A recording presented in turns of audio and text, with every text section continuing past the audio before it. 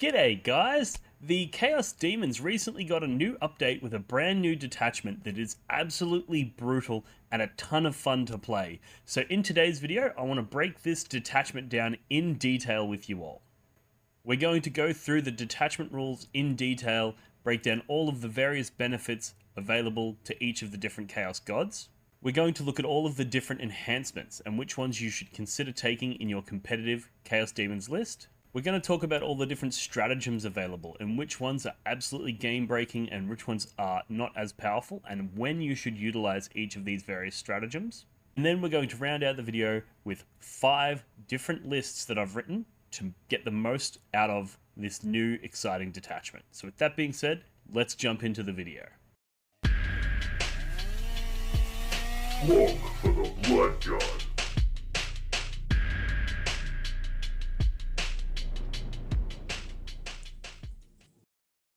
Are you tired of overkilling or underkilling enemy units? Tired of wasting time deciding how many attacks to allocate to achieve a desired outcome? And are you tired of complicated maths, calculating multiple weapon profiles with complex special rules? Well, thanks to today's sponsor, all of those problems are problems of the past. Adept Roll allows you to input the profile of your attacking units and the profile of the units they are attacking into to calculate expected results with precision. You can apply modifiers like Feel No Pain, -1 to hit, damage reduction, as well as enemy strats like Armor of Contempt to get precise results for what you expect your units to do on the tabletop. By rapidly simulating 1,000 rolls, Adept Roll will help you understand what your expected results are likely to be in any given tabletop situation. You can even save attacker or defender profiles to make data entry super fast and super simple, as well as importing them from various sources like Battlescribe or even screenshots from the Games Workshop app itself. So if you're looking to upskill, play like a pro, and stop making avoidable mistakes on the tabletop, download Adept Roll today and start playing with precision. Alrighty guys, let's start by just having a quick look over the detachment rules. So there's a really interesting here. It allows you to basically combine Chaos Demons and Chaos Space Marines in a really interesting fashion and then provide a ton of really powerful buffs to those various units depending on their demonic allegiance. So basically the detachment rules when mustering your army, you can't include any demon princes or epic heroes, excluding Be'lakor, but you can include the following heretic Astartes units: Chaos Lords in all their forms, Terminator squads, Chosen, Damned units, Dark Apostle, Havocs, Legionaries, Master of Possession, Possessed, Raptors, Sorcerers, Sorcerer and Terminator armor, and Warp Talons. And then basically it's got a stipulation here that you can include a certain number of points worth depending on the type of game you're playing. It's generally going to be half of the points that you have available to you. So if you're playing a 2,000 point Strike Force game, you can spend 1,000 points on those Chaos Space Marine units. And then it's got a rule here where basically Be'lakor and Heretic Astartes units from your army gain the Shadow Legion and the Undivided keywords. And Legionis Demonica units from your army also gain the Shadow Legion keyword. And that's basically the keywords that's going to govern how all these stratagems are used. And that's really, really powerful. So now we go into the various detachment benefits that your units will get based on their demonic allegiance. So you've got, this is just for Legionis Demonica rules, so for the demons only. You've got Murderer's Cowl, which is Khorne units. And they basically gain advance and charge on all your Khorne units. So this is all game, you don't need to roll for it, you don't need to do anything, all Khorne units gain the ability to declare a turn and shoot in a turn in which they advance, which is really, really cool. Then you've got Tzeentch units. They are going to get subtract 1 from the hit rolls every time they're targeted. This is really, really powerful as well. It's not locked to combat or locked to shooting, it's just anytime they're targeted with an attack, you're going to suffer a -1 to hit, your opponent is. Then you've got Nurgle with Gloamrot. Each time an attack targets the unit, if the strength of the attack is higher than the toughness characteristic of the target, subtract 1 from the wound roll. So you're seeing a lot of durability buffs here with Tzeentch and Nurgle, and then a lot of aggressive, posturing power from the Khorne. Then we go into Shadow's Caress, which is for your Slaaneshi demons. and it's basically enemy units cannot fire Overwatch against these targets. This one's less impressive, but it still does come into play a lot because a lot of those Slaanesh units are relatively squishy, and if your opponent does have very powerful Overwatch, it's going to be, pretty devastating. However, this one's a little bit more situational because if you verse World Eaters, for example, you get effectively no benefit, whereas even these ones where you get neg 1 to hit, well, that's in melee and shooting, so no matter who you're versing, that's going to be useful. Same with this, no matter who you're versing, that neg 1 to wound is going to be useful. No matter who you're versing, advance and charge is always useful. Whereas the Slaanesh one's a little bit more situational. And then we've got the last one down here, which is Disciples of Be'lakor. Now this one is Shadow Legion Undivided units, which does include all your CSM, as well as Be'lakor himself. And basically you gain your Dark Pacts rule from Codex Chaos Space Marines. So even though you're taking Chaos Space Marines in a Chaos Demons detachment, you still gain the Dark Pacts rule, and Be'lakor gains it himself, which is really interesting. And then also, Shadow Legion Heretic Astartes models in this army have the Deep Strike ability. So you're no longer limited to just Terminators, Warp Talons, and things like that being able to Deep Strike. You're actually able to Deep Strike with Legionaries, with a Lord attached, with Havocs, with Chosen. There's tons of really cool utility there when you're talking about being able to Deep Strike with all of your Chaos Space Marines. They essentially all just got free drop pods, and you don't even need to bring a drop pod. Really, really powerful ability. And it combos really, really well with some of these other abilities that we've got. So I'll break these down in a little bit more detail when we talk about the lists that we've written, which we'll do at the end of the video. But yeah, particularly looking at the Nurgle, Tzeentch, and Khorne, all really, really powerful abilities. And then that Undivided one is bonkers as well. So that's the detachment rule. Let's have a look now at some enhancements that are available to the army. So they've got 4, just like most, and these are all really fantastic. So Leaping Shadows, it's only 15 points, and basically one Shadow Legion model, the model and the bearers unit gain 9-inch Scouts ability. So this is just insane on something like a Bloodthirster, because now you're going to be able to scout it up 9, then you move 12, so you've moved 21 inches. Then you're able to advance up to D6, so you might go 27 inches before you even declare your charge on that first turn. So if you get first turn and you've got a Bloodthirster with this enhancement, he is charging whatever he wants. He's really fast. And there's something else worth mentioning here is that Chaos Demons have great access to units that can infiltrate as well. So one of the things World Eaters struggle with is, yeah, we've got all these scout moves and we can do all this crazy stuff, but if our opponent has infiltrators, they can block us in our deployment zone and prevent us from using our scout, because a scout move can't end within 9 inches of enemy units. Whereas these Chaos Demons, this Shadow Legion, what you can do is take some Nurglings, infiltrate them first, and now you've created an area where your opponent can't infiltrate their units, and therefore, in your first turn, you can scout your Bloodthirster into that space. So it's a little bit more powerful than what people think by just reading what it does, because of the way that it synergizes with the rest of the army, and it's only 15 points.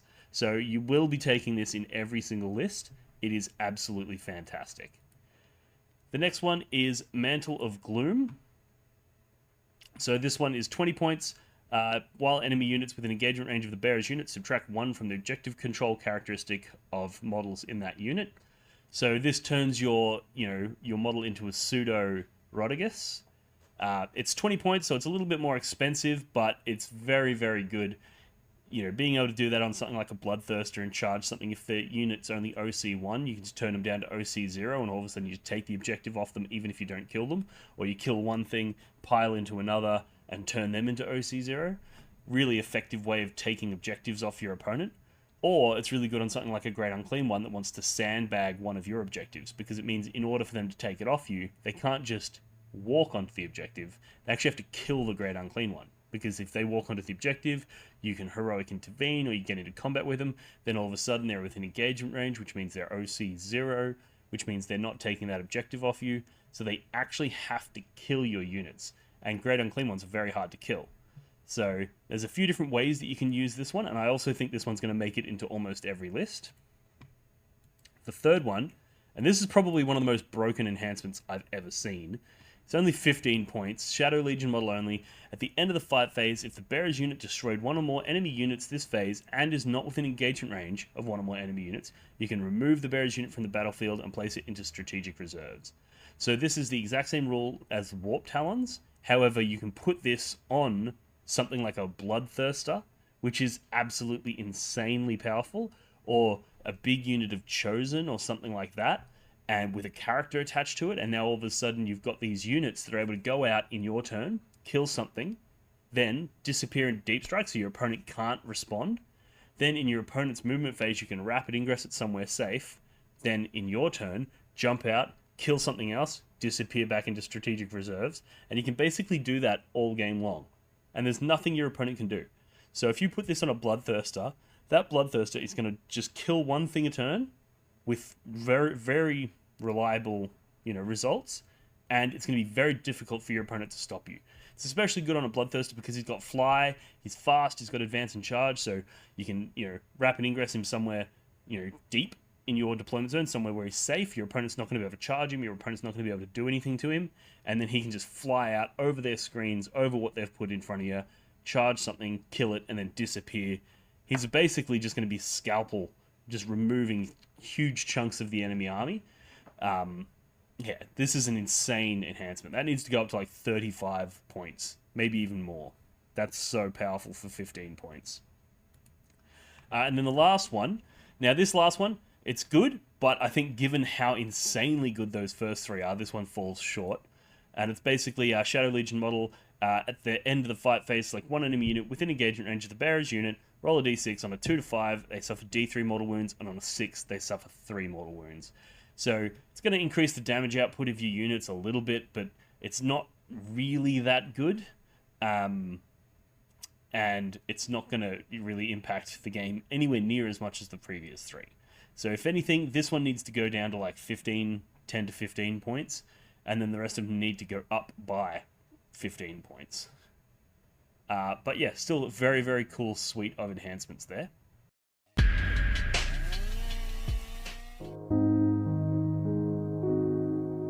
The Warhammer community suffers from some of the most prohibitively expensive essentials in the world, especially Australian content creators. Every single day, Dean wants to create content, but he can't. Suffering from old, worn-out brushes, expensive model kits, and costly software and equipment, he can't endure much longer. Just look at this dirty paint water. Would you drink this? Would you let your child? Even a small monthly donation can help provide Dean with clean paint water, basic tools for survival, and access to life-saving information and education. So please, follow the links in the description below and find out how you can sponsor a mad cunt like Dean today and end the suffering. Suffering that is cruel, unsustainable, and your fault.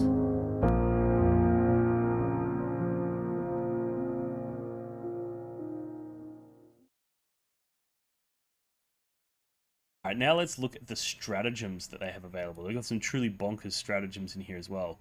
So you got Spiteful Demise. Basically, after one of your Shadow Legion units is destroyed, you use this stratagem before removing the last model.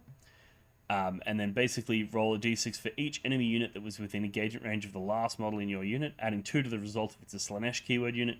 On a 4 to 5, they suffer d3 mortal wounds, and on a 6+, they suffer 3 mortal wounds. So it's sort of like exploding your unit. You can do some interesting stuff where you can make sure that this unit is within engagement range of multiple enemy models. This is particularly easy on things like Seekers, Fiends, or Great Unclean, not Great Unclean, but Keeper of Secrets, because they have big bases. If you slide that big base so that it's within engagement range of 2 enemy units, and then when you die, you can spend the CP, and then you remove that model last so that you get to do this to both of the enemy units. It can be really, really powerful. But it's quite situational, and it can be quite hard to pull off as well. And it's also one of the stratagems that triggers when your unit dies. I'm always less interested in those because your unit has to die for you to be able to get use out of it, and you don't want your units to be dying. I prefer stratagems that either prevent your unit from dying or encourage your opponent's units to die, as opposed to things that you trigger when your units die. But it's still very interesting and has the capacity to dish out a ton of mortal wounds, which is cool. Next, we've got Channeled Wrath, 1 CP, 1 Shadow Legion unit from your army that has not been selected to fight yet this phase. Until the end of the phase, melee weapons gain Lance, and if it's a Khorne unit, you improve the armor penetration by 1 as well. So Lance is just +1 to wound. This is really good because it is, it's only when you declare a charge, but you're often going to be doing that. And it's +1 to wound, and it's against any target. So it's similar to like the World Eater stratagem that gives them +1 to wound, but theirs is only against monsters, vehicles, characters, whereas this is going to allow you to get into anything, which is really, really good on, your Bloodthirster might go into a squad of Legionaries and just go, cool, I'm going to use my sweep attacks, or maybe not Legionaries, but, whatever a toughness 5 model is, maybe goes into some 8-bound or something, and now all of a sudden with his sweeps, he's going to be winning on 3s, and you can go, cool, I'm going to spend a CP, now he's winning on 2s, and he's going to pick up a ton more models than he otherwise would, and because he's Khorne, he's going to gain Lance as well, so there's really good utility there. It's also just really good on other gods. Being able to get +1 to wound makes it so that those Chaos gods that aren't particularly scary in combat just got a new lease of life. This stratagem is really going to increase the damage output of your units. So I'm a big fan of Channeled Wrath. Then we've got Death Denied. 1 CP, use it in your command phase. 1 model in your army regains 3 lost wounds. In addition, if it's a Tzeentch unit, you can return 1 destroyed model, excluding character models, to the unit with its fully wounds remaining. The main use that I see for this stratagem is if one of your big monsters has been reduced to below the required number of wounds to get -1 to hit. When all those models where it's like if it has between 1 and 6 wounds remaining, it has -1 to hit. If you're at 4 wounds, you can go, cool, I'm going to spend a CP, I'm going to recover 3 wounds, which means I now go up to above that threshold, which means you're essentially spending 1 CP to get +1 attack for the rest of the game. Another one is, because this is done in your command phase, if there's a unit that's going to have to take a battle shock test, you can spend a CP here to get above half strength, which means you no longer require that battle shock test, and that's another way of sort of saving the CP that you would have spent on the stratagem to auto pass. It's essentially giving you the same result, but you're getting some wounds back as well. And then obviously put it on a Tzeentch unit, that's even better.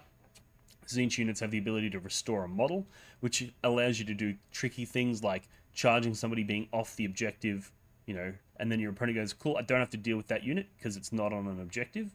Then in your next turn, in your command phase, you resurrect one of your dead models, and you place that model that you've resurrected on the objective, and because this happens in the command phase, you will then score the primary for holding that objective.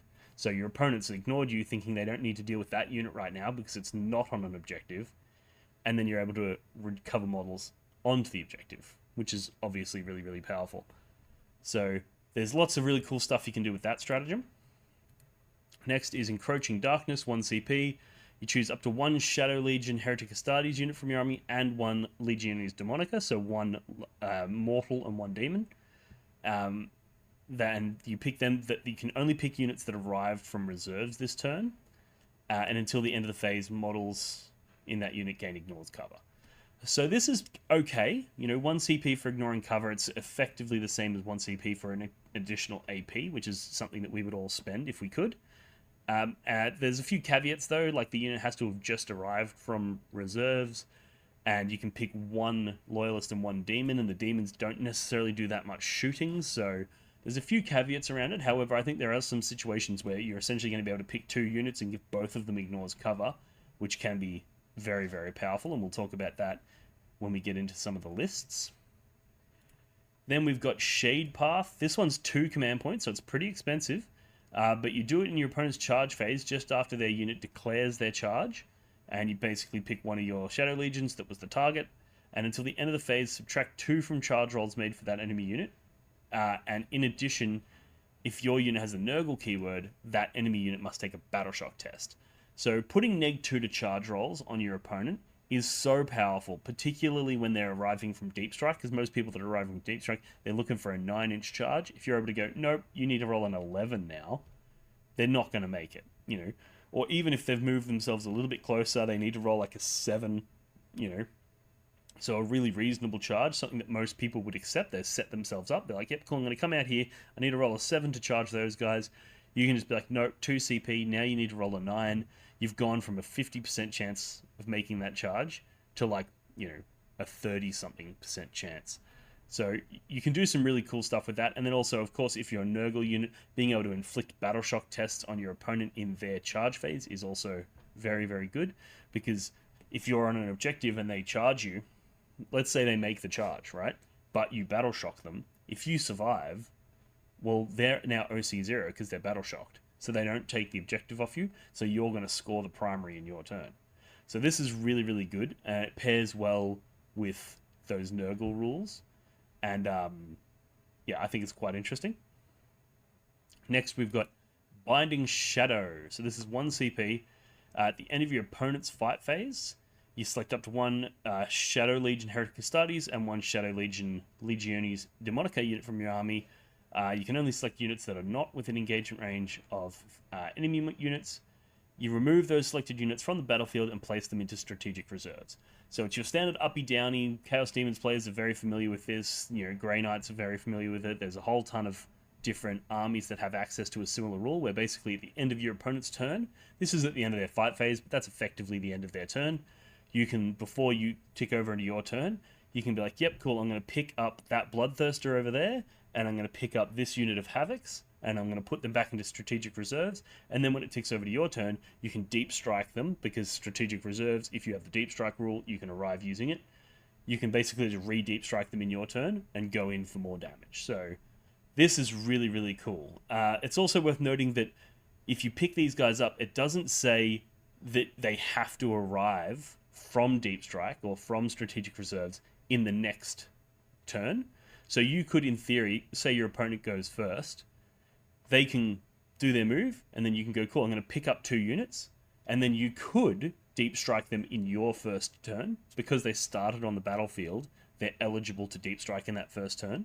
So you could pick them up at the end of your opponent's first turn, and then deep strike them, or you could hold them till later in the game, because there's nothing saying that they must be down by turn 3, because that stipulation is for units that start the game in strategic reserves.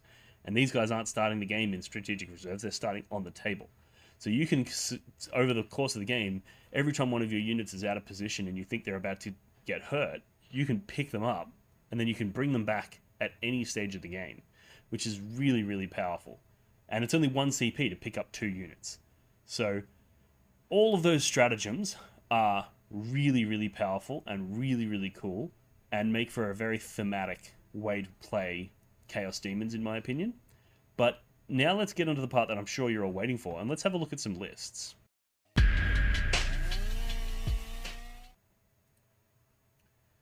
So the lists that I've written for you today, I've themed each one of them. So we've got 4 one that's themed around each of the Chaos Gods. Now this is there for those people who really want to play their mono god list. I know most of the Demons players that I know don't really like mixing the different demons together. They like their mono, they like to run just all Khorne demons or all Tzeentch demons or whatever. So I've written one list for each god that is going to best utilize all of the various rules that we've just discussed within the framework of being a mono god list. And then the last list that I've written is called Shadows Undivided. And that's my way of going, cool, well, what's the very best part of the Nurgle? What's the very best part of the Tzeentch? Let's mash all of that together into a truly disgustingly terrifying list. So let's get stuck into each one. So, Shadow of Slaanesh. So this one, you got a Keeper of Secrets. He's your Warlord, and he has the Leaping Shadows, which is the one that allows him to scout. And then the other one has the Fade to Darkness, which is the one that allows him to kill something and disappear like a Warp Talon. That's both obviously really fantastic. The Keepers of Secrets are really fast, so being able to scout with them is really, really good. And they hit reasonably hard in combat as well, especially when you can put Lance on them. So now you're going to be able to go in, kill something, disappear, cycle through those sort of deep strikes, rapid ingresses, doing all that sort of stuff. Really, really powerful. We've got a unit of Demonettes. These guys have fights first now, so they're actually relatively good at holding like a safe objective. If you can put them on an objective where they're out of line of sight, your opponent can't shoot them, and if they send something small in to charge them, you get to fight first, and you'll probably kill the target, or you'll at the very least weaken it to the point where they're not going to kill you, and you're going to hold the objective. So a small unit of Demonettes is really, really good for that.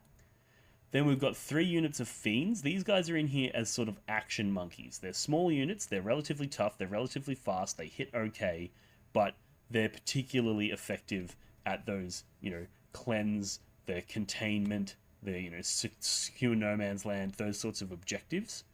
And then this is where the list gets interesting. We've got 3 big units of Seekers. All of these guys have your scout moves, so they're going to be able to keep up with your Keeper of Secrets. They're really fast. They've got a 14-inch move, so you're going to be able to scout up, then 14-inch move, and basically box your opponent in the deployment zone. And basically the way that this list is going to play is leveraging that. And then for allied units, we've got 2 cultist mobs. These guys, you'll notice I'm going to put them in every list because I think adding cultists to a Chaos Demons list is really, really good. Because they're only 50 points. They're going to be able to screen out your backfield to prevent your opponent from deep striking behind you and forcing you to like turn around with your combat units and head back. So you're going to be able to use them for that. And they have sticky objectives, which means you don't have to leave something on your home objective. You can just go, cool, I'm going to send my cultists are going to sticky my home objective. Then they're going to move back so that they create a big screen so that my opponent can't deep strike in behind me. I'm not on the objective, but I don't need to be. And then this second unit can go over to your safe objective and sticky that, or up into the middle and sticky that. And then meanwhile, your opponent's dealing with all these demons. They don't have the resources to kill cultists as well. They're too busy trying to deal with all the demons in their face. So the cultists are going to mop up really, really well. And then this is another thing that I think you're going to see in a lot of these Shadow Legion lists is Havocs with las cannons. So these guys, you don't see them much in regular Chaos Space Marine lists. The reason you're going to see them in this is a few reasons. One of them is that they all gain Deep Strike, which means you can put all 3 of them, start the game in reserves, and then basically, in your movement phase, you can drop them all down somewhere where they can see your opponent. You can blast whatever you see, and then in your opponent's turn, when they finish their moves, you can pick one of these up, as well as one of your demon units, and then drop it down somewhere else, so it gets line of sight where you want there as well. So, whereas one of the limitations in Chaos Space Marines is it's like, well, if you're going to walk them around, they're so slow, your opponent can just basically go, cool, your Havocs could move to there or there, so as long as I stay in these areas, your Havocs can't shoot me. Whereas that's really hard to do if your Havocs are, first of all, coming from Deep Strike, and second of all, able to be picked up and put back into Deep Strike. So that's really, really powerful. I'm a big fan of the las cannons, because they have so much range that you're going to be able to drop them down somewhere where they're safe so that you can just see that corner of that rhino over there. So I'm going to sit all the way back here. I'm going to shoot that rhino, and now I'm so far away that I'm perfectly safe. I'm going to send the Keeper of Secrets and the Seekers and all that sort of stuff to kill the stuff that just jumped out of the rhino. And then in your turn, I'm going to pick the Havocs up, and then my next turn, I'm going to drop them over here and shoot that rhino over there. So you can get a lot of mileage out of the Havocs by being able to pick them up and down. So that's this list. And basically what you're going to do is you're going to use these big Seeker units. They've got relatively big bases. They're a squad of 9. They have the Scouts and then a huge movement characteristic. So you're going to use them to box your opponent in their deployment zone. It's only going to take them a couple of turns to break through because the Seekers aren't that hard to kill. But by the time they do break through, you've got your Keeper of Secrets in good positions, you've got your Havocs blowing things up left, right, and center, and you've got your Cultists running around sticking objectives. You're going to have yourself in a really good position. Your opponent is eventually going to break out and steamroll you. They're eventually going to break out and kill everything. But hopefully by then you will have scored enough victory points that you're going to win the game. I think this list will get tabled almost every game by most opponents, but I think it's going to win on victory points because in those early turns of the game, your opponent's not really going to be able to do a great deal, and you're going to be able to score a ton of points. So that's my version of a Slaaneshi Shadows list. It's probably the weakest of them, to be fair, compared to the Nurgle one and the Khorne one and the Tzeentch one that you're about to see. But I still think it's fantastic, and I think that a list like this is a really good starting point for somebody who wants to play Shadow Legion but loves their Slaaneshi models.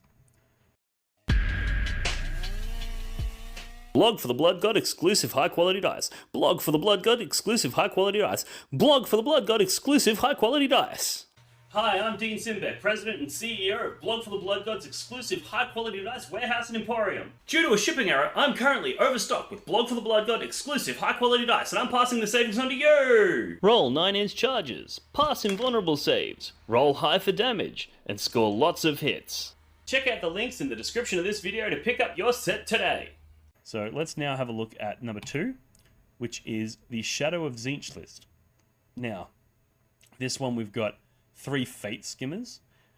One of them has Leaping Shadows, one of them has Fade to Darkness, and then the other one has no enhancements. So this is going to let him... I think the Leaping Shadows is the Scout one, and then the Fade to Darkness is the Uppy Downy. Then we've got 6 units of 10 Pink Horrors. Now, you may be thinking, what the hell are you smoking, Dean? But hear me out. If you have Pink Horrors with neg 1 to hit, right, and they're invulnerable saves, and they're splitting, that's really hard to chew through. I think most armies are going to really struggle to push through all these bodies. So basically, this is a bit of a horde style list, where you're basically planning to just go, cool, they're going to shoot me, they're going to kill 7 of my horrors out of this unit, but they're going to split, and I'm going to get more or less the same back in blue horrors, and then your opponent's going to be like, oh god, do I shoot them again? Like, do I have to keep dunking on that one unit until it's gone? But then there's 6 of that unit, you know, so it's going to have a really strong objective game.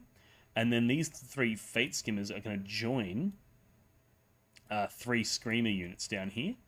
And these Screamer units with the Fate Skimmers attached with the capacity to get Lance is going to be really, really powerful. They do a lot of damage. And then they also, one of them, after it kills something, is going to be able to disappear back into the warp. Another one is going to gain Scout, which is going to be really, really fast. It's going to hit turn 1. And then all of them are going to be able to Uppy Downy, which is also really, really fantastic. So the other things in the list, we've got a Burning Chariot here for a little bit of extra DACA. We've got 3 units of Flamers. These guys, again, they're sort of like the Fiends in the previous list. These are your action monkeys. They do provide a little bit of fire support as well. Like you could, if there's an opponent on an objective, you could drop all 3 Flamers around them and just burn them. But they're primarily there as just a really cheap 65-point unit. If you draw containment, you just drop them in on that table edge and score your containment. And then you're not particularly worried if they die. And your opponent's going to be like, do I really want to send a unit over there to kill 3 Flamers that I don't really care about when I've got these big Screamer bricks in my face wrecking me, and I've also got all these horrors to chew through? Like, do I really want to put bullets into Flamers? Probably not. Which is going to buy your Flamers a lot of time to secure those objectives. And then we rounded out with a single unit of Cultists, you know, similar reasoning to what we said earlier, where they're just really good. They can sticky your home objective, which means you can then run into your opponent. If your opponent doesn't have anything in Deep Strike, you can literally sticky your home objective and then your whole army just rushes forward at them and takes control of the board. And if they do have things in Deep Strike, well, you can sticky it and then move off the objective and create a big ring around your backfield to prevent your opponent from deep striking behind you. So yeah, that's really good, and I think this army is going to be way tougher than what people are used to. Yes, you lose a lot of the capacities that you get from the pure Tzeentch detachment, which are really, really good, but I actually think that this is probably a more powerful way. You'll notice I don't have any of the big birds. I think the big birds are better in the other detachment. If you do have a particular affinity to your Lord of Change, you can put him in here. And it's worth noting that obviously because Fate Weaver is an epic hero, you can't take him, you can't take Changeling, you can't take Blue Scribes. So we've just put in your Fate Skimmers. I think they're a really good damage buff, and they're going to do a lot of work when paired with those Screamers. So that's the Shadow of Tzeentch list. Now let's look at the Shadow of Nurgle. I've got Showdown typo. So here we've got 3 Great Unclean Ones. One of them with the Mantle of Gloom, which is the aura of negative OC. So he's kind of like a Rodigus from Temu. But you've got 3 Great Unclean Ones. And then we've got 6 units of 9 Nurglings. Now, again, you're probably going to be thinking, Dean, you're on crack. Why so many Nurglings? But with the -1 to wound, if the target is, you know, below your strength, like so when your opponent's shooting you with a strength 8 weapon, you're going to be -1 to wound is really, really good. And then also these Nurglings now gain +1 toughness from these Great Unclean Ones. So you're going to have your Nurglings, and instead of them being toughness 3, they're going to go up to toughness 4. And then that means that anything that's toughness 5, 6, or 7 is wounding you on 4s. Because they would be wounding you on 3s, but instead, you've got that -1 to wound. So 5, 6, and 7 are going to be wounding you on 4s. And then you've obviously got your invulnerable saves. There's 4 wounds per base, and you've got a whole ton of those bases in here. You got 9 per squad, so you got 36 wounds per squad. That's just tough. And it's not super tough, but it's for 90 points. That's phenomenally tough. If you think 90 points, that's roughly the same points as a legionary squad. 5 legionaries, that's 10 wounds. This is 36 wounds. Like, with -1 to wound, toughness 4, like, that's really, really tough. And yes, they only have the 6-up invulnerable save, but legionaries don't even have an invulnerable save. Like, legionaries have the 3-up armor save, which is obviously fantastic. But I just think that these Nurglings are going to soak up so much more damage than you would otherwise think. And then also, they still have the infiltrate keyword. So basically, you can go, cool, I'm going to put Nurglings just all up in my opponent's face. I'm just going to gum them up with Nurglings and make it really hard for them to get out of their deployment zone. They're not going to be able to scout. They're not going to be able to infiltrate, because these big units, you can string one out so big that it just makes it almost impossible for your opponent to infiltrate anything anywhere, because they can't infiltrate within 9 inches of your Nurglings. So you can do some really funky shenanigans there that are going to make it really hard for your opponent. But you'll be looking at that going, well, who's doing damage? Great Unclean Ones don't do a massive amount of damage. The Nurglings don't do a massive amount of damage. And they're also going to... Nurglings are OC 0, so what's controlling your objectives? That sort of stuff. And that's where the allies come in. So here we have 2 Chaos Lords. One of them with the Leaping Shadows for that Scout move. And one of them with Fade to Darkness. You're going to take the guy who has Scout, and you're going to add him to a unit of 10 Chosen. So now this unit of 10 Chosen can Scout, then it can move, then it can advance and then charge, because the Chosen have inbuilt advance and charge. So this unit's going to be able to go in early and hit hard, and do a ton of damage when you're putting Lance on all of those accursed weapons. That's actually going to really, really do damage to your opponent. And so that's one package. And then your second package is a Chaos Lord with Fade to Darkness, and he goes with a unit of 10 Legionaries. And this unit is going to be getting rerolls to wound versus targets on objectives, and then that Chaos Lord goes in with his Thunderhammer that does devastating wounds. We've all seen these guys before. They do a ton of damage, and then after they kill the target, you can pick them up and put them back in Deep Strike. So that's a really, really powerful nugget as well. And then you've got your cultist mob to sticky your home objective. And the good thing is the cultist mobs can sticky an objective, and then you can put your OC 0 Nurglings on that objective, which is going to make it hard for your opponent to get on the objective, and then your cultists can run off and sticky something else. So this list is going to be a very interesting one to pilot. Those Legionaries, I'd start the Legionaries with the Fade to Darkness. Start them in strategic reserves, and then in your opponent's second or third turn, you basically rapid ingress them. Then you're going to come out from the cover, you're going to charge something, you're going to kill it, and then you're going to go back into reserves, and then you're going to rapid ingress them the next turn. And you basically just keep cycling this unit like that. Meanwhile, the other one uses its scout move to get into a really, really beneficial position. And then if it's expedient to do so, you're going to send it out, you're going to kill something in that first turn, and you're going to really put your opponent on the back foot. They're boxed into their deployment zone. They can't get out. There's Nurglings freaking everywhere. You've got Great Unclean Ones pushing up onto the middle objectives. And then this unit goes in and hits something hard and takes out one of the things that they're going to need to be able to chew through those Nurglings, or to be able to chew through those Great Unclean Ones. Meanwhile, you've got cultists running around sticking objectives, and the other unit uppy downy cycling. So I think this list is absolutely fantastic, and it's got Nurgle written all over it. It's very cool. I may even 3D print this one myself, because I don't like the idea of buying all those Nurglings, but you 3D print, smash out some Nurglings and Great Unclean Ones, and off to the races. So yeah, I look forward to seeing what people think on this one in particular. I think it's really cool. And it utilizes the Chaos Space Marines probably better than any of the other detachments, because you've got these Chaos Lords with these enhancements that are going in, advancing and charging and doing damage, whereas the other detachments, because they have solid combat threats of their own, or the other lists, I should say, because they have solid combat threats of their own, they don't necessarily need to lean on Chaos Space Marines, because the Khorne army, it's got Bloodthirsters, Keeper of Secrets, or you've got your big, whatever they call the what are they called? Jesus, mental blank. Sorry, guys. What are they called? Screamers? Yeah, Screamers. So you got Screamers in the Tzeentch. You've got plenty of damage dealing in these other lists because the Chaos Gods have it, whereas the Nurgle doesn't really have it. So that's where they get a lot of use out of the Chaos Space Marines. Ned Kelly was an Australian bushranger, outlaw, and folk hero who was best known for wearing a homemade suit of armour during a shootout with police in 1880. Kelly became legendary in Australian folklore, with some viewing him as a symbol of resistance against authority and others viewing him as a dangerous criminal.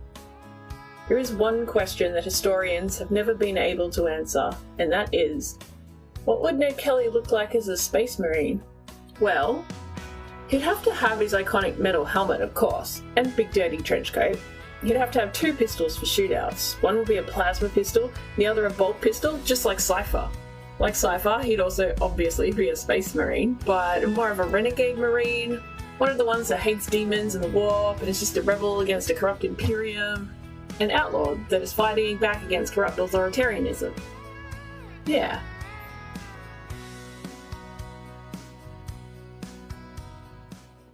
Now let's have a look at the Shadows of Khorne. Now this one, obviously I've got a bias here. I'm a big fan of Khorne, and I think this list would be so much fun to pilot. So you got 3 Bloodthirsters. One of them's got the Leaping Shadows, so he's going to scout up, and then he's going to go in and hit hard. He's going to scout 9, move 12, advance, hit something, kill it, amazing, and it's going to put your opponent in a position where they're going to try really hard during their deployment to prevent that. They're going to waste so many mental resources on that. It's going to be insane. Then you've got the Fade to Darkness Bloodthirster, so he's the one that's going to come out in 2nd or 3rd turn, hit something, disappear back into Strat Reserves, Rapid Ingress, hit something, disappear back into Strat Reserves. He's really good. And then you got 3rd Bloodthirster with the Mantle of Gloom. This is the Neg 1 OC enhancement. I mainly just threw that on there because we had some extra points floating around in the list, but it's also really good. Just he's going to be able to basically bully the midfield and charge something, kill it, pile into something, take its OC away, hold objectives. Your opponent's going to hate him. Then we've got 3 Rend Masters. These things are just absolutely bonkers. Even for the 165 points, the model itself is really good. But the thing worth noting about the Rend Masters is its ability, which is that basically at the start of the fight phase, so even if you've just arrived from Deep Strike, you can do it. It's like 1 enemy unit with an 18 that's visible until the end of the phase. Each time a Khorne demon unit makes an attack that targets that unit, improve the strength, AP, and damage characteristics by 1. And this stacks. So you can improve the strength, damage, and AP by up to 3. Which means those Bloodthirsters, when they go in with their sweep attacks, right, which normally you use the strikes, but if they go in with their sweep attacks, they're going in with strength 11, AP 5, and then 4 damage, with their Axe of Khorne. I actually like the Great Axe, however, because then they're going in at strength 13, AP 5, and then 5 damage, with 14 attacks that hit on 2s. Like, if all 3 Rend Masters light up one unit, and then you throw a Bloodthirster in, you will destroy the living piss out of almost anything with this guy. Or you can take those 3 Rend Masters and you can split it up. If your opponent's got a bunch of 3 wound units, like Chosen and Possessed and 8-Bound and things like that, you can just go, cool, I'm going to put +1 to wound on, +1 damage on that one, and then +1 damage on that one, and then I'm going to send Bloodthirster into each, and now both of those Bloodthirsters are hitting at strength 11, AP 3, 3 damage. So, Great Axe of Khorne is definitely the way to go. And then if you do go into something really big, like a monolith or something like that, you may consider using the Strike and just go, cool, well, I'm going to be strength 19, AP infinite, and D6 +5 damage. And just, you know, you're gonna, there's nothing doesn't die to that. Absolutely nothing. So, yeah, the Bloodthirsters are out of control when they're pumped up by Rendmasters, and the Rendmasters benefit from that buff as well. So, you know, if you're going to send Rendmasters into combat, they, like, after your Bloodthirsters are dead, the Rendmasters themselves are going to do a ton of damage. And then it's also worth noting in this detachment, you can pick up a Rendmaster and put it down again somewhere else the next turn. So you can drop them all so they've got line of sight on that unit, put the buffs on, and then pick one up, and then next turn you drop it over here and put a buff on that unit over there. A lot of utility in these units. Then we've got 3 units of Fleshhounds. Now these guys, not only do they benefit from the Rendmaster's buff, so that's really good, but they also got a new ability, which is in here. At the end of your opponent's turn, if it's not within engagement range of enemy units, you can remove it from the battlefield, place it into strategic reserves. So the Fleshhounds are arguably one of the best action units in the new Chaos Demons arsenal, because you don't need to spend a stratagem on them to pick them up and down, and you can do it across all 3 of them. And they're still really fast, relatively cheap, relatively tough, and with the Rendmaster they do relatively good damage as well. So they're just a really good all-round unit. I considered bumping these up to large units, but then they get a little bit unwieldy, they're a little bit hard to hide. These guys are really good in that they can hide behind a ruin somewhere, and then they can just launch out attacks from there, or they can launch out and do your actions, your secondaries, etc.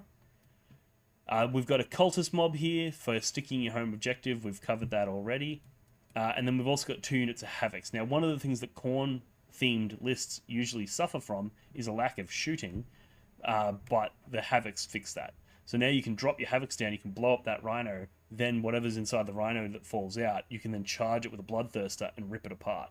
So, Havocs in a Shadow of Khorne list, really, really cool. And it solves one of the big problems that the Khorne had. So that's sort of my view on the Khorne in Shadows of Khorne. Now, there's an argument to be made for a unit of Blood Crushers led by a character and giving them the uppy-downy enhancement, or a unit of Bloodletters. You can, you know, do what you want there. The unit of Bloodletters is a really effective use of it because Bloodletters have a really high damage output, but they're really easy to kill, right? So being able to go, cool, they're going to come out, they're going to kill something and then disappear. Well, now your opponent can't engage with them because they're not on the board.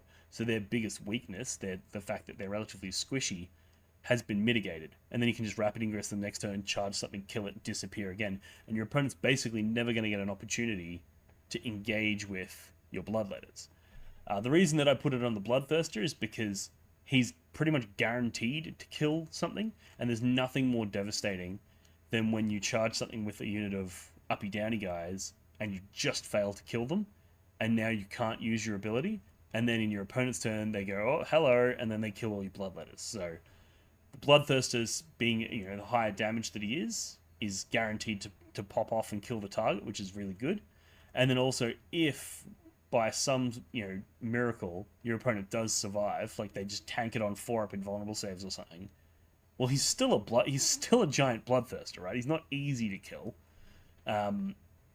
And one of the challenges your opponent's going to face when versing you is, do they take out the Bloodthirsters first, or do they take out the Rendmasters? If they take out the Rendmasters, the Bloodthirsters are no longer as scary.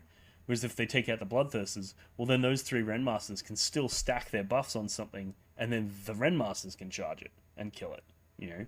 So the Rendmasters are really scary as well. So your opponent's going to have a hard choice there out of which one of these 6 monsters they go for. Meanwhile, your Fleshhounds and your Cultists are running around doing your objectives, and your Havocs are dropping down and cracking your opponent's transports and, you know, killing your opponent's screening units and stuff like that. So, huge fan of this Khorne list. I think it'd be a ton of fun to play. And then last we have the Undivided list. So this is me sort of blending all of the elements that we've already discussed together into one cohesive, you know, varied list. So we've got the 2 Bloodthirsters from the Khorne list with the Leaping Shadows and the Fade to Darkness. I think that the Bloodthirster is the best candidate for these enhancements, as we discussed. Then we've got the Great Unclean one with the Mantle of Gloom, making him your, you know, Rodigus from Timu. I think he's really, really good as well. He's going to be providing his +1 toughness buff to 3 units of Nurglings. You know, I don't think you necessarily need to go all 6 units of 9. 3 is really good. And the good thing about combining the Nurglings with the Khorne is those Nurgling units are going to be able to box your opponent into their deployment zone, which means you're scouting your units with ease. Whereas if you don't have Nurglings and your opponent has infiltrators, they can limit your capacity to get that scout move. So the Nurglings pair really well with the Bloodthirsters and the Great Unclean One. And then also they do have that -1 to hit if you're within engagement range. So if somebody does, let's say you scout your Bloodthirster up, you charge somebody, they heroically intervene, you can then go, cool, I'm going to charge my Nurglings in as well. And now that unit that heroically intervened is going to be -1 to hit, which means it's less likely to kill the Bloodthirster, which means the Bloodthirster lives. So there's lots of cool stuff you can do with Nurglings and Bloodthirsters. Then we've got 3 Flamers. These are your action monkeys, as are these 2 units of Fleshhounds. So you've got tons of utility here for scoring your secondaries and providing support. You know, the Fleshhounds, because they don't have the Rendmasters, they don't provide a massive amount of damage support, but they do provide a lot of utility in that they can go uppy-downy independently, so they don't need your stratagem. You can pair it with the Flamers for actions and things like that. There's lots of tools here. And then we rounded out with 2 units of Cultists and 3 Havoc squads. So the Cultists, again, sticking objectives, running around doing that sort of stuff. And then the Havocs dropping down, popping transports, digging your Bloodthirsters out, creating opportunities, clearing screens, that sort of stuff. So that's probably where I would go in terms of a varied list. Now, you'll probably notice none of these lists had Be'lakor. The previous 4, they didn't have Be'lakor simply because I was trying to build them themed around a specific god. And this one, when I initially wrote it, did have Be'lakor, but I found that if you really want the Bloodthirster that has Scout, you really want the Bloodthirster that can uppy-downy, in this varied list, you really do want a Great Unclean One in order to buff those Nurglings, and also he's just really good on the central objective, because he's so tough, so hard to kill, and your opponent's big guns are going to be hitting those Bloodthirsters. So he's not going anywhere for a couple of turns, and if he's turning anything within engagement range of him to -1 OC, nobody's really taking that center objective off of you while he's around, and he's going to be around for a long time. So he's great utility, the Bloodthirsters are both great utility, and at that point, I don't think you can afford a 4th big monster, you know? So Be'lakor is really, really good in this detachment. You know, his utility is amazing, but he can't take either of those enhancements, and I think those enhancements turn any Greater Demon into a must-take. You can put it on almost any of them, and they're fantastic. So, you know, even a Great Unclean One with this 9-inch scout move is terrifying, because that means that turn 1, he's going to be charging your opponent's safe objective. You know, like, that's terrifying. Nobody wants to have to deal with a Great Unclean One that fast. So there's tons of ways that you can get a lot of value out of these, and I just think you can't not take them. And because you can't put them on Be'lakor, it kind of makes Be'lakor only a viable option if you're really leaning hard into the I'm just going to bring as many big monsters as possible. Which, to be fair, that's not a bad strategy. You could take a couple Great Unclean Ones, a couple Bloodthirsters, Be'lakor, and just go, cool, I'm just chonk. Everything is chonk. But if you're playing competitively and you're looking to win a lot of games, that's generally not the best approach, because if you draw Cleanse, do you really want a Bloodthirster to be cleansing an objective? No, you want something that's 65 points cleansing the objective, while your 300-point Bloodthirster is killing stuff. So that's why I was just looking at it, I was like, I just don't have the points. I don't know how I would squeeze Be'lakor into this, you know? You could remove the Havocs, but the Havocs, I think, provide really good synergy with what we've got here. So that's why, for this list, I've gone against the Be'lakor list. But that's not to say that there's anything wrong with Be'lakor. You know, his data sheet is fantastic. I just think he's outshone by some truly bonkers stratagems, like the data sheets, sorry. Like this Bloodthirster with the Scout 9 inches, like, that's crazy. You know, your opponent is going to have to clench so hard in their deployment, because he can, if they put a screen out the front, he just flies over it. It's like, whatever. You know, whereas Exalted 8-bound, for example, in a World Eaters list, people have to clench, but they can just put a line of whatever gaunts in front of them, and then all their big monsters behind the gaunts, and now your Exalted 8-bound can't charge the big monsters. Whereas this Bloodthirster is just like, hold my beer, and he just flies over the gaunts and smashes. So that means your opponent's going to have to put considerably more thought into how they deploy. And if your opponent slips up even just slightly, and you can get that Bloodthirster into a very critical target early, you're going to be jumping over, you're going to kill a critical target, and then your opponent's going to have to turn their entire army inwards and kill that Bloodthirster, because they can't leave it alive. It's in their deployment zone, right? So they're going to have to turn all their resources back onto killing that Bloodthirster, which means they're not pushing out into the center and challenging your Great Unclean One, your Nurglings, your Fleshhounds, your Flamers, your Havocs. They're not challenging any of that because they're too busy dealing with this Bloodthirster. Meanwhile, you're setting up your second Bloodthirster to jump out, kill something, disappear. Jump out, kill something, disappear. Jump out, kill something, disappear. And it's like, I don't know. I think this list is an absolute banger, and I think you'll see something similar to this. People may change whether they use Flamers or Seekers or Screamers or Fleshhounds or, what action units they choose. That may vary. And it also may vary, like, whether or not they take the Havocs or whether they use those points to, instead of taking Havocs, they use those points for, maybe more big monsters or maybe more combat threats or, what have you. But I think this is probably one of the best sort of fusions between all of the different Chaos Gods. So that is my thoughts on the Shadow Legion. These guys. So let me know what you guys thought of that video. If you enjoyed it, please, like, subscribe, comment, what to do. And I really appreciate any comments that you guys have. So Chaos Demons is not a faction that I'm hyper proficient with. I have done a fair bit of study over the last week to prepare for this video.